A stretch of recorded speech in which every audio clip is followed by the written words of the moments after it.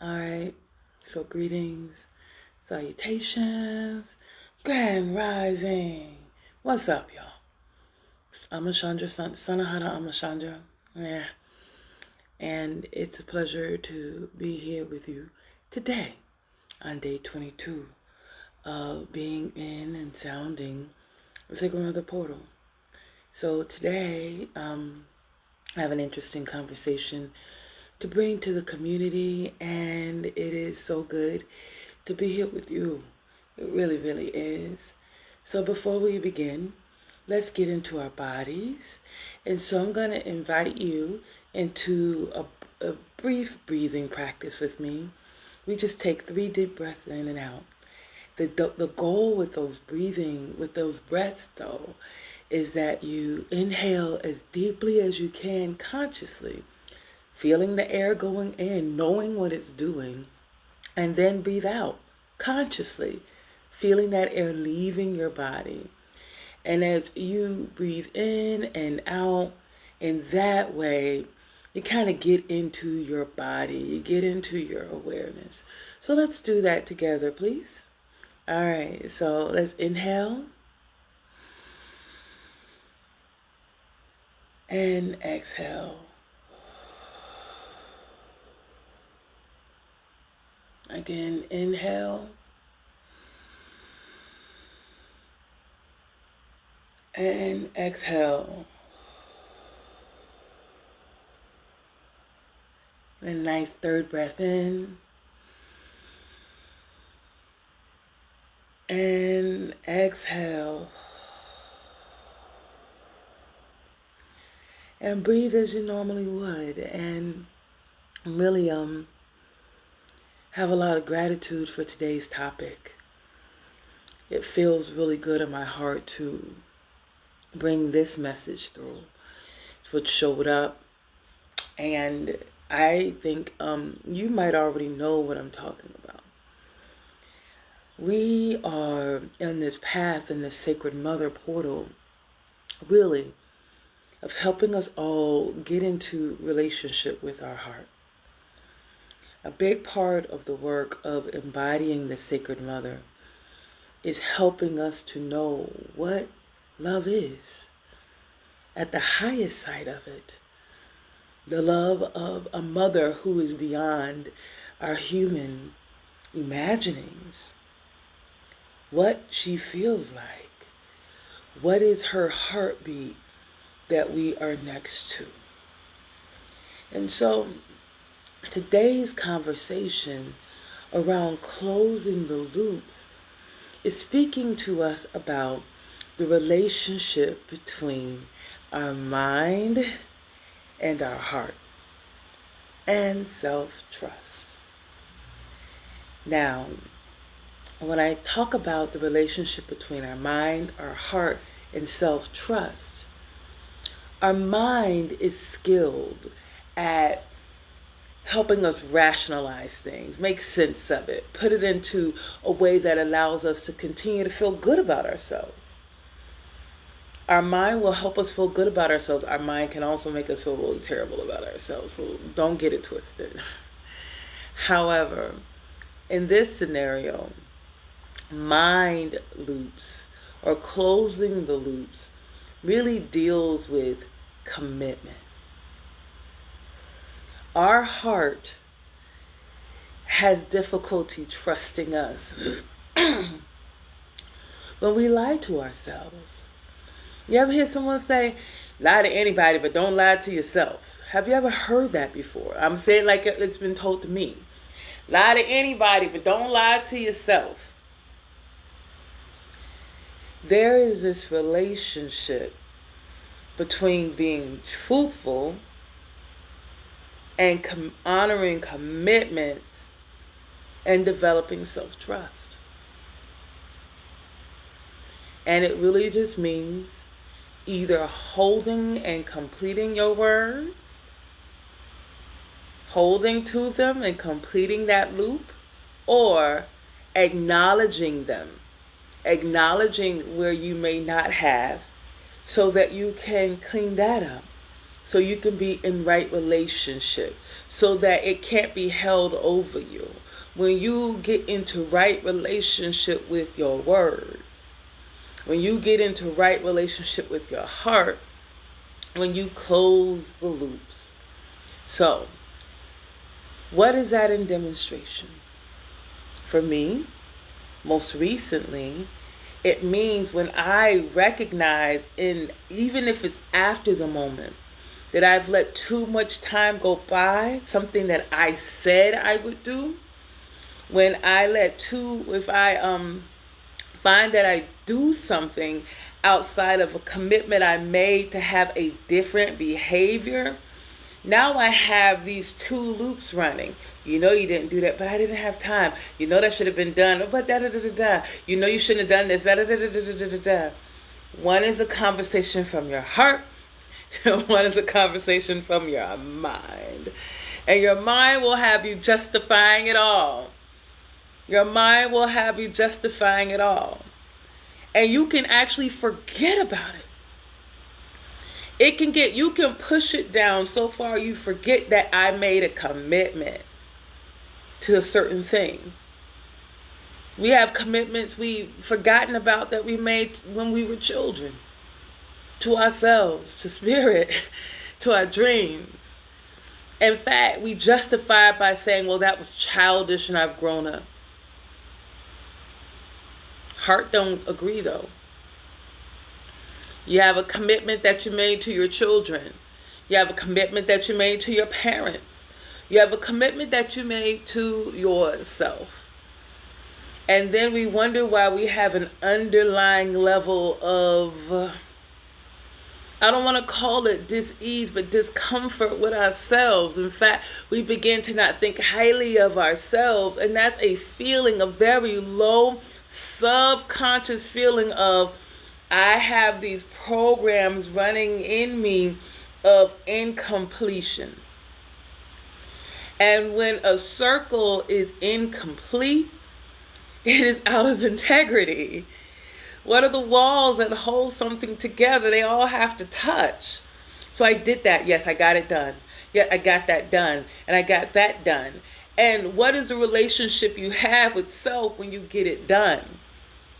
Confidence, surety, peace. Peace. There's so much peace when you get it done. You're like, oh, I'm so glad I got that finished. I'm so glad I went back and fixed that. Now, what would keep someone from doing that? This makes sense. I get it. It makes sense. But what would keep you from honoring those things? Could it be a belief or a fear of how the other person will respond to you? Maybe you've been taught that when you fall short, people yell and scream, and your inner child doesn't want to be screamed on. So and it's going to be okay. And you knew I wasn't going to do it. They didn't know. They honored the commitment that your mouth said. And then they looked to see what you would do. So how do we then mature? How do we then expand into a healthier relationship? We grow. We take responsibility. And then not only does our heart see us as beings who will take responsibility for our behaviors, even when we fall short, especially when we fall short. We all want the credit when we do well. I'm feeling this over here in this part of my head. We all want the credit when things go well, but don't nobody want to take responsibility when things don't. And I'll tell you that if you are one who has experienced having someone fall short, then your heart loses trust in the other. And this is how we get into this loop, this societal loop that we have found ourselves in, where things, I don't know, only one I count on is me. You ever hear someone say that? The only one I count on is me. Well, you count on those trees to stay consistent, giving you oxygen. And we count on that sun to consistently give us light. We count on the phases of the moon. We count on the rain to fall. We count on the ebb and flow of the ocean waves as a piece in its steadfastness. As humans, we may not always hold true, and that's okay. I want you to know it's okay. This is how we grow. This is how we learn. We crawl, we get up and then we fall down, and we get up and then we fall down, and then we get up and we stay up. And then we run and we trip, and we run and we trip, and we run and we trip, and then we're running. And then we leap and we fall, and we leap and we fall, and then we are flying. Then we try to land and we fall. This is a part of the human condition, to learn and know ourselves in these bodies. As divine spirit, as divine beings, we come onto this earth with a legacy, much of which is not our own. A lot of it is ancestral. And there are some people who don't like their ancestors. They don't like their ancestors. They don't even like their form. They don't like their form. They don't want to be in their form. Being in their form brings them dissatisfaction with self. But see, you're here to learn within the form that you're in. We're all here to learn within our form, within the conditions we've been born into. Perfect scenarios to grow. Perfect scenarios to master something. A lot of times, though, we're looking outside of self as opposed to right up close and personal. This little integral loop, this inner loop, this self. The things that we see outside of ourselves oftentimes will take us into these spaces of deep dissatisfaction. Then what do?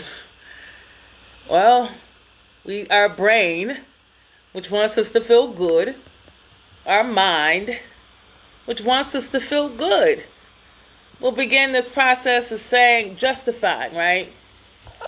I'm changing something, y'all, so mind me. I'm fixing the camera because I don't want to lose these folks in my other screen here. And I'm about to, because my battery is low. I didn't charge this pad last night, and I let the little girl play on it. There you go. We're almost back. So maybe you guys on this screen will last better now, because I plugged you up. We gonna see. God bless it all, right? Bless it all, right? So what I want to say is that self-trust, or trust period, it's an inside game. It's an inside battle. It's an inside journey. And when we start getting clear of the lies we tell to ourselves, and I'm not saying when someone asks you, are you fine? And you say, yeah, I'm fine. Because at a certain place you are fine, even though at another place you might not be. That's not the level at which I'm talking about. That's getting nitpicky. The level at which I'm talking about will be those places where we are acutely aware. And you know when you're aware, I need to do better here. And when you lean into that trust that I need to do better here. I want to do better here. I'm going to try to do better here.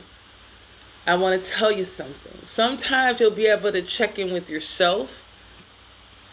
But because we live in the world where much of our learning happens in relation to, that's why so much of our work has duality here on the 3D. A lot of people don't like the idea of duality. I understand it. It's just part of the puzzle. I accept it. It is what it is. So we get into relationships to learn how we are in different situations. The fire is the fire, but it's different in water. The fire is the fire, but it's different consuming wood from the earth.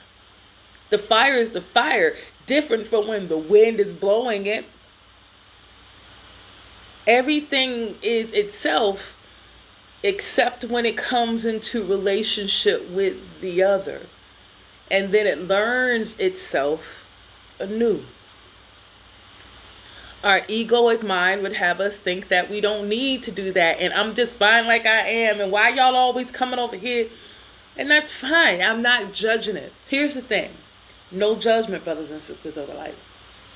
None. Because we all in progress and process. Much of what I'm saying, some of y'all already know. They like, I got you. You telling the truth. I know. Because you know. And I know you know. And then there are those of us who are like, damn, I haven't thought about it this way. I hope you're feeling the truth of the words, though. Last night, I'm doing a project called The Pillars of the Light. And I'm going forward to bring to answer what my spirit is telling me to do. You know, you get something in your mind and you realize like, what's this? And da-da-da-da-da. And I won't go into all of the internal processing I've been through as I have settled into, I will go if I have to go by myself, right? But I will also say that because of it, I made some commitments. I want to do certain kind of work, right? I want to do a certain kind of work for the community. To support that and build energy towards it, putting sounds and healing and stuff out into the world to do that. So I'm offering sound scripts and, sonic scripts, which for me is listening to your voice, hearing you, and then creating something that through sound, through my voice, through toning, through what comes up, to make something for you. And receive donations towards my trip. And so when I do that, I realized I had people who I needed to give soundtracks to already. And I knew it. And there was a part of me was like, I can't keep going forward saying I'm going to honor certain things until I close those loops. So I went to each and every person and said, what must I do to close this loop with you? And each and every one of them was like, such great timing. I've been so much love there that I didn't even know, but my heart had me thinking less than myself. Because I had not honored my commitment. And it may not even been my heart. It may have been my mind telling me that I was less than because I had not honored the commitment. I don't know. But when I made those connections, it felt so good. So good. And to receive such warmth in return to do that was like, yes. And, just to feel the divine timing. I was like, okay, Spirit, obedience is greater than sacrifice. That's what I've known for years. And so I'm just thankful to you all this morning around our building of self-trust. Because when we have self-trust, we can recognize when it's difficult. And when you recognize when it's difficult for yourself, I invite you to then look at your children, look at your partner, and realize that they might be having difficulty. Look at your parents, look at your father, your mother, your grandmother, your sibling. They may be having difficulty with trusting being in an authentic relationship with you. It's hard for you to trust you. It might be hard for others to trust you. How do we heal our relationships? How do we come into harmonic balance, especially in the places where it matters most? No expectation towards perfection immediately. Know that. That's another trap of the mind. But there is an opportunity to build a new harmonic, a new frequency, to invite in a new tone, a possibility, forgiveness, acceptance, openness, fun, laughter. We can do that. And then you move into a place of rejoicing because You have something you've never had before, which is a healthy relationship where it matters most, and you begin to get fed. And it's hard for those of us who are the ones who come into families and bloodlines to break chains, yo. If you came into your family to break the chains, if you came in as one of those who were going to disrupt the status quo, oh, being away from home, man, that's been a safety measure, right?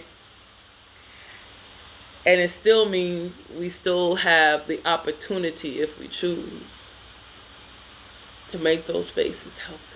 And I don't know how you'll do it. We can talk about that. I'll talk about that and never know. You know, I can share my story of how I've done it. So today I was reading from The Prophet by Khalil Gibran. I don't know if you're familiar with The Prophet by Khalil Gibran, but I absolutely love his pieces. And the one that came to me today to read was the one that says, "Speak to us of crime and punishment." And he answered saying, "It is when your spirit goes wandering upon the wind that you alone and unguarded commit a wrong unto others and therefore unto yourself. And for that wrong committed must you knock and wait a while unheeded at the gate of the blessed. Like the ocean is your God's self, it remains forever undefiled. And like the ether, it lifts but the winged. Even like the sun is your God's self. It knows not the ways of the mole, nor seeks it the holes of the serpent. But your God's self dwells not alone in your being. Much in you is still man, and much in you is not yet man, but a shapeless being that walks asleep in the mist, searching for its own awakening. And of the man in you would I now speak, for it is that one, and not your God's self, nor the being in the mist that knows crime and the punishment of crime. Oftentimes have I heard you speak of one who commits a wrong as though he were not one of you, but a stranger unto you, an intruder upon your world. But I say that even as the holy and the righteous cannot rise beyond the highest which is in each of you, so the wicked and the weak cannot fall lower than the lowest which is in you also. And as a single leaf turns not yellow, but with the silent knowledge of the whole tree, so the wrongdoer cannot do wrong without hidden will of you all. Without the hidden will of you all. Like a procession, you walk together towards your God self. You are the way and the wayfarers. And when one of you falls down, he falls down for those behind him, a caution against the stumbling stone. And he falls for those ahead of him, who though faster and surer of foot, yet removed not the stumbling stone. And this also, though the word lie heavy upon your hearts, the murdered is not unaccountable for his own murder, and the robbed is not blameless in being robbed. The righteous is not innocent of the deeds of the wicked, and the white-handed is not clean in the doings of the felon. Yea, the guilty is oftentimes the victim of the injured, and still more often the condemned is the burden bearer of the guiltless and unblamed. You cannot separate the just from the unjust and the good from the wicked, for they stand together before the face of the sun, even as the black thread and the white are woven together. And when the black thread breaks, the weaver shall look into the whole cloth, and he shall examine the loom also. If any of you would bring to judgment the unfaithful wife, let him also weigh the heart of her husband in scales, and measure his soul with measurements. And let him who would lash the offender look unto the spirit of the offended. And if any of you would punish in the name of righteousness, and lay the axe unto the evil tree, let him see to its roots. And verily he will find the roots of the good and the bad, the fruitful and the fruitless, all entwined together in the silent heart of the earth. And you judges who would be just, what judgment pronounce you upon him who thought honest in the flesh, yet is a thief in spirit? What penalty lay you upon him who slays in the flesh, yet is himself slain in spirit? And how prosecute you him who in action is a deceiver and an oppressor, yet who is also aggrieved and outraged? And how shall you punish those whose remorse is already greater than their misdeeds? Is not remorse the justice which is administered by the very law which you would fain serve? Yet you cannot lay remorse upon the innocent, nor lift it from the heart of the guilty. Unbidden shall it call in the night, that men may wake and gaze upon themselves.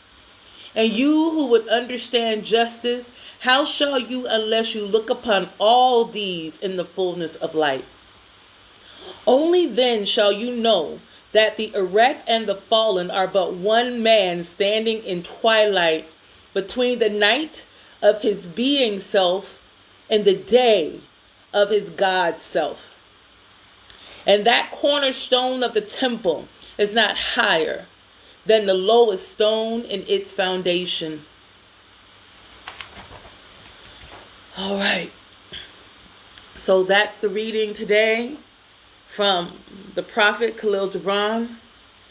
If you've never read this very small book, it is full of profound passages that I would think could benefit you and us as we come into right relationships with ourselves.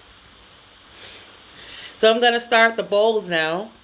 And so if you've been with me this long, I thank you. I did not expect to talk as long as I have. I never know. We see what shows up. But today I'm going to play my F bowl, my Lotus Heart bowl. That's what wants to be played today. I already know. And we'll go from there. And I thank you all. I thank you all for your willingness to journey with me in this morning. And yes, I will post the book name in the comments. It is The Prophet by Khalil Gibran. And it's amazing. They even have a video version of it out loud with beautiful images. It's not the same, but it's a beautiful adaptation of the story.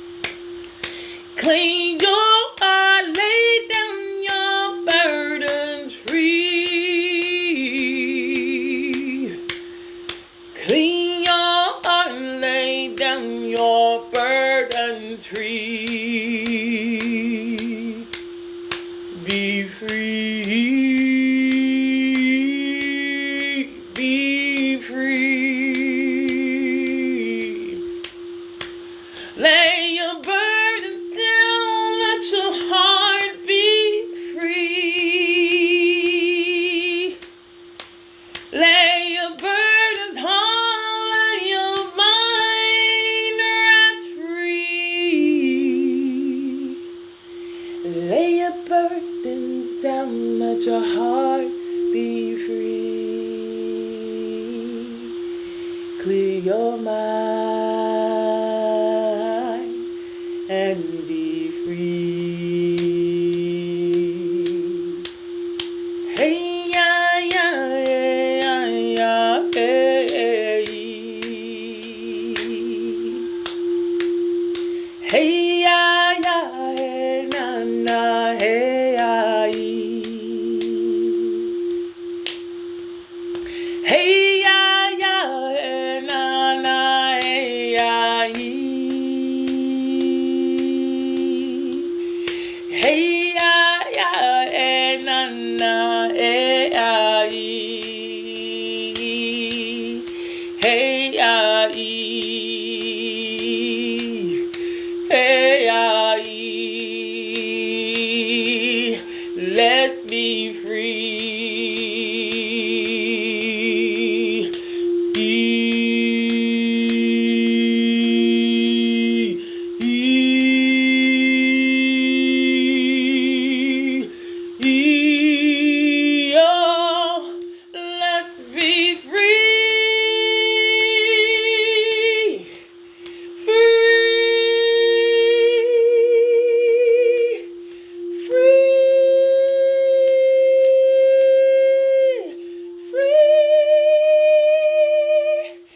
Let's be free.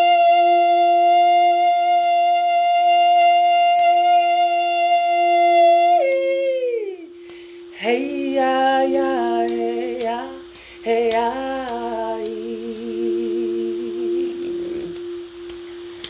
Hey ya ya hey ya hey ya hey. Hey ya ya hey ya ya hey ya. Let's be free. Let's be free. Let's be free. Let's be free. I am free. I am free. Light as me. I am free. Love through me. I am free.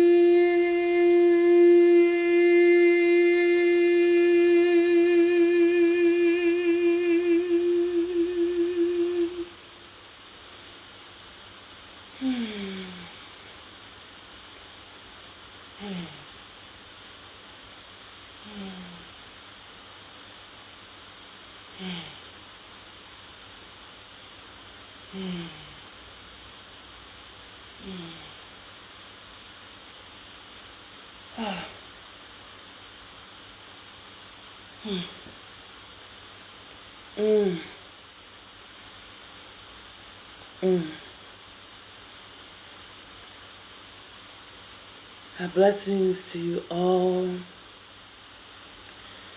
This is a part of our routine work to capture the loose threads, to close them off, to seal them off, to make right where we can and lift up the prayer that we might have a chance to honor those spaces where we fell short in the past so that we can move in self-trust. Move with relational trust. Just as we, the humans, can have trust in our oxygen, in our water, in our earth, earth and our fire. Let us get into right relationship with these things so that the trust can be once again held sacred. Love y'all. And I will be back again tomorrow. Peace and blessings.